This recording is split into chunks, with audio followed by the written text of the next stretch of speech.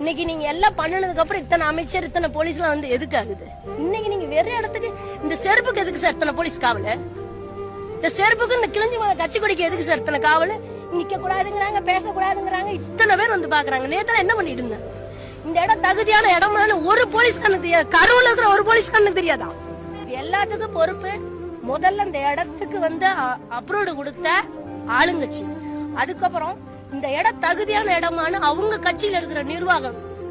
விஜய் சாருக்கு தெரியாது. நான் குத்தம் சொல்ல, அவருக்கு விஜய் வேலைச்சாமி கரூர்ல எங்க இருக்குன்னு கூட அவருக்கு தெரியாது.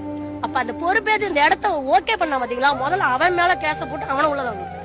நாளைக்கு இது மாதிரி ஒரு மீட்டிங் நடக்காம இந்த மாதிரி அரசியல் கட்சி மீட்டிங் இனிமேல் போனா குடும்பத்துக்கு எவனுக்காவது 10 லட்சம் ரூபாய் தேவைன்னா போங்க. ஆனா வாங்குறதுக்கு நம்ம இருக்க மாட்டோம். எவனா வாங்கிட்டு போவோம் நம்ம குடும்பத்துல இருக்கிறோம். அதுக்கு இஷ்டப்பட்டா நீங்க மீட்டிங் போங்க. இன்னுமே செம்மியாட்டு கூட்டம் மாதிரி இருந்தோம்னு வச்சுக்கோங்க, உண்மையாலுமே